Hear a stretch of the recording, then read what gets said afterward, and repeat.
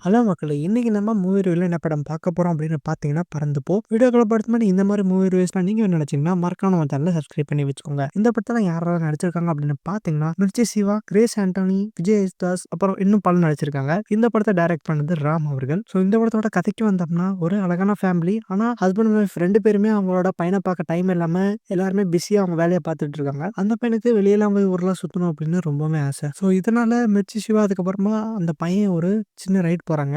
அந்த ரைட்ல அவங்க எவ்வளோ விஷயத்த பார்க்குறாங்க, என்னென்ன நடக்குது அப்படிங்கிறது தான் இந்த படத்தோட கதை. இதில நான் பாசிட்டிவா என்ன சொல்லணும் அப்படின்னு பார்த்தீங்கன்னா, இந்த படத்தோட ஸ்க்ரீன் பிளே தான். இந்த படத்தில முக்கியமான மெயின் விஷயம் என்ன அப்படின்னு பார்த்தீங்கன்னா, காமெடி. இந்த படத்தில எல்லா சீன்லயுமே காமெடி ஒர்க் அவுட் ஆயிருந்துச்சு. அண்ட் ராமா அவர்கள் இந்த மாரி ஒரு படத்த பிரசன்ட் பண்ணுவாரா அப்படின்னு எல்லாருமே ஆச்சரியப்பட்டோம். இந்த படம் பேசிக்கலி ஒரு டிராவல் பத்தின படம் தான். அந்த டிராவல்ல அவங்க 2 பேரும் எங்கெங்க போறாங்களோ, அதே இடத்துக்கு நம்மளும் போய் எக்ஸ்பீரியன்ஸ் பண்ணா எப்படி இருக்குமோ, அதே மாரி தான் ஸ்க்ரீன் பிளேலாம் அமைச்சிருப்பாங்க. அண்ட் சினிமாட்டோகிராஃபிலயும் ஒரு நல்ல வேலைய பண்ணியிருக்காங்க. அடுத்ததா மிர்ச்சி சிவா. அவரு இந்த படத்துக்கு ஒரு முக்கிய தூண் அப்படின்னே சொல்லலாம். அவர் எப்பயுமே நெறைய காமெடி படத்துல பார்த்திருப்போம். ஆனா இந்த படத்துல அவரோட காமெடி ரொம்பவே நல்லா ஒர்க் ஆயிருந்துச்சு. அண்ட் அவரோட ஆக்டிங்கும் ரொம்பவுமே அழகா வெளிப்படுத்தியிருந்தாரு ஒரு அப்பாவா. அண்ட் ஒய்ஃப் கேரக்டர் வந்து கிரேஸ் ஆண்டனி இவங்களோட கேரக்டருமே ரொம்பவுமே நல்லா பண்ணியிருந்தாங்க.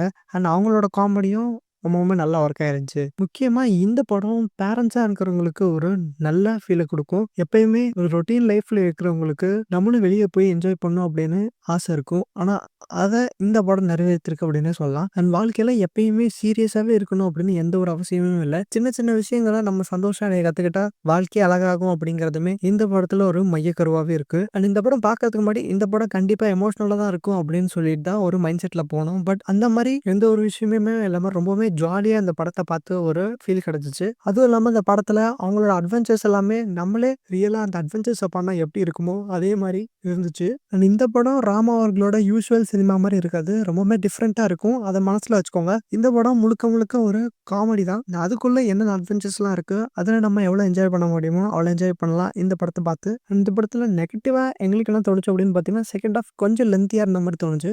மத்தபடி இந்த படம் வந்து ஒரு வொர்த் வாட்சிங் அப்படின்னு நாங்க நினைக்கிறோம். முக்கியமா நீங்க பேரண்ட்ஸா இருந்தா கண்டிப்பா இந்த படத்த ட்ரை பண்ணி பாருங்க. உங்களுக்கு ஒரு புதிய அனுபவம் கிடைக்கும். அண்ட் ராம் அவர்கள் டைரக்ஷன்ல இந்த படம் கண்டிப்பா ஒரு பேசும் பொருளா மாறும். உங்களுக்கு இந்த ரிவ்யூ பிடிச்சிருந்துச்சுன்னா மறக்காம லைக் பண்ணி சேனல சப்ஸ்கிரைப் பண்ணி வச்சுக்கோங்க. இன்னும் பல சினிமா ரிவ்யூஸ் உங்கள தேடி வந்துட்டே இருக்கும். Thank you.